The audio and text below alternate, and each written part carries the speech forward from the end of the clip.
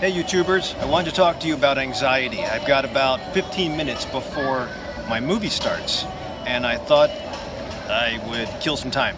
So my family's upstairs. However, what made me think about this is where I am now.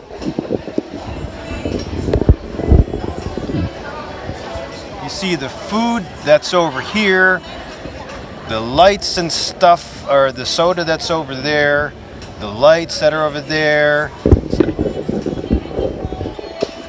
All this stuff is really exciting. It's stimulating to the eyes, the nose, the mouth. You get salivating when you smell some of the popcorn.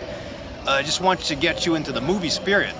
But by the same token, if you had insomnia, for example, this wouldn't be the best place to go to sleep. Although these pillows are really comfy, and sometimes when I'm watching a movie with my son, I'll fall asleep because these are so comfy. Probably because I'm tired too. However, I thought about this because the person that asked me online had asked if I could think about something naturally for anxiety. Now I can think of a couple different things. 5-HTP, valerian root, SAMe, lemon balm, passion flower, skullcap, even essential oils, lavender, sandalwood, certain yoga breaths. There's a lot of things I can do, what I can suggest, but the person that was asking me online did not have the resources in his area, did not have the funds available at the time. So we were really skimping on what was accessible with him. And I'll get to what he asked me specifically later, but I think if you break this down, it doesn't have to even be for just anxiety. It can be for anybody that's having problems with overstimulation, whether it's insomnia, palpitations, anxiety, irritable bowel syndrome, flight of ideas, or even to the worst extent, panic attacks. If you think about the basic building blocks, what causes all this? Well, in here you get stimulated because of the sounds, the sights, the smells, the tastes, the feel.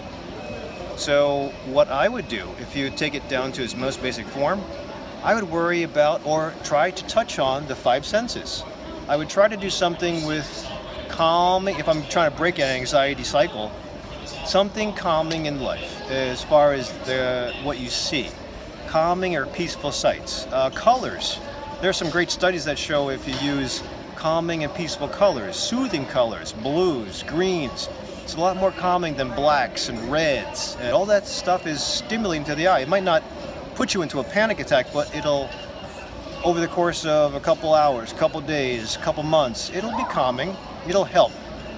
So that's the one thing I would do. Also stay away from violent television. Television at night, screens at night when you're supposed to be resting, cut them off. So that's important. Calm, using candlelight. The opposite too is also very important. So you can use as best as you can sight to calm. Now we talk about how to use smell to calm. Well, if you have the chronic smell of, say, ammonia around or gasoline, irritating, right? If you have skunk, irritating. If you have lavender or sandalwood, those are really calm and peaceful. Sometimes I usually will put lavender on my pillows and underneath on my chest, and sometimes on the soles of my feet if I'm trying to restart my clock. If I travel or I'm going through a detox, I'll use that as much as possible because you can't really overdose on it. Then there's tastes. Tastes are a little different, but if you think about it this way, if you have a lot of spicy foods right before bed, you're not supposed to do that, right? Same thing with alcohol, coffee, the bitter taste of coffee, not the caffeine part, but the bitter taste of coffee. You do that stuff before bed, it's going to stimulate the gastric reflexes, and it's going to start making you want to stay awake. So that's important too. And if you want to break it down even further, I usually do proteins in the morning as a dominant meal source, and then maybe carbohydrates more in the evening. That has to be complex carbohydrates or low glycemic index carbohydrates. But I'll put links to my carbohydrate talk. And then there's feel. If you have something as comfy as this chair, then you're going to fall asleep, or you'll be calm when the time comes for it. If you have something like old-fashioned wool socks, itchy wool socks, a turtleneck that's itchy, clothing or textiles that are made to be very cold, too tight, constricting, that is not peaceful. So calming clothes can help you soothe into bedtime perhaps. Or if you want to slowly beat the anxiousness over the course of several months. Calming clothing, calming seats, some staying moisturized, and finally you'll have sound. So we talked about sight and taking care of embracing peaceful sights, peaceful colors, peaceful scenery. We had smell. We talked about essential oils, calming smells, staying away from toxic smells, odoriferous smells. We talked about taste. We talked about feel. Final key would be hearing. Usually, I always tell my patients before I go into a gym, I usually get riled up by turning up Metallica or Godsmack or Saliva, POD. Those are groups that remind me of the days of when I used to exercise aggressively, and it makes me get into the mood. So if I turn on enough of the sound that we used to hear when I worked out, it'll bring me back to those days and it'll get me ready to work out. If I start playing like jazz music or classical music, that's gonna not get me to work out, that's gonna get me to fall asleep. So things like that too. If you surround yourself with peaceful sound, nature sounds, get away from the city sounds, get away from snoring partners. Earplugs sometimes, just eliminating the irritation might help you get into a nice, peaceful, calming practice. All those are important and would be helpful, although they're not gonna turn you around like taking a Xanax at night. But in the long run, it'll help soothe and help you get to the point you're wanting to get to, in addition to really seeking out help. Now, even if your funds are low and your resources are bare, you can still access the internet. And if you can get to yoga breath videos or Tai Chi movement videos or mindfulness practice or mantra recitation, you can hopefully find enough on the internet that it might help you or something might resonate with you so it can be a regular practice. Whatever it is, you really have to introduce it like a pill.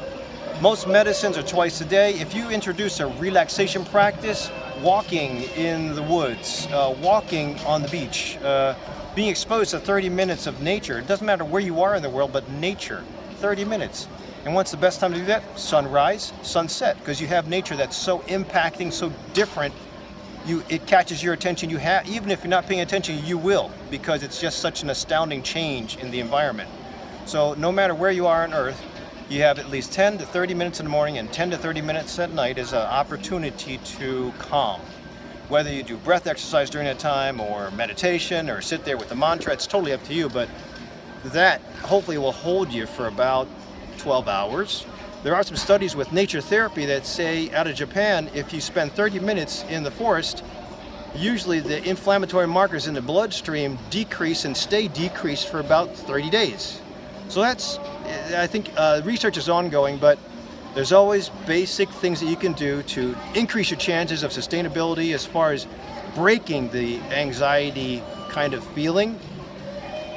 Worst comes to worst, you're going to have to find some way, some resource to help you get through the panic attacks and the bad occurrences. But if you at least keep on chipping away and use this as your building block, and those of you who don't have anxiety, if you do this anyway, it'll help you with sleep, it'll help you with stressful events, stressful times of life, challenges in your life, challenges in your age.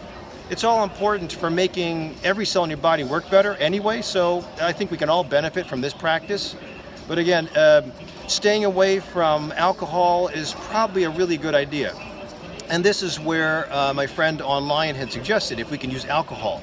And it does calm, but my warning is that when you use alcohol to calm, because that's the only thing available to you, even if you get it in distilled forms or natural forms, the only problem is that alcohol usually will come on slowly, come off slowly. So there are some side effects, and you are self-medicating. If you do that, and that's the only resource you have available, fine, but you have to have everything else in place while you're using the alcohol, and you also have to have a set date when you're going to stop the alcohol. So just like any other medicine I would do, Xanax is the typical medicine that we use in medical practices, and that too drops the anxiety quick, but it also lets go really quick. So then after the medicine's over, 3 to 6 hours, you'll have a full-blown anxiety attack if you haven't calmed down and gone through your practice of cognitive behavioral therapy or relaxation practice or mindful practice. So those are temporary measures. They're very powerful. Xanax, alcohol. So be careful if that's the only resource you have.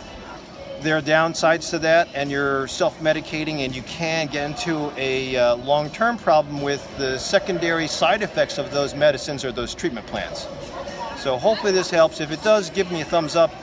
If you have anything, list in the comments, and maybe we can start a conversation about what other people have done or different websites that people have gone to, so we can help others. And don't forget to subscribe to me for weekly words of wisdom. Now I'm going to go watch this movie and probably fall asleep.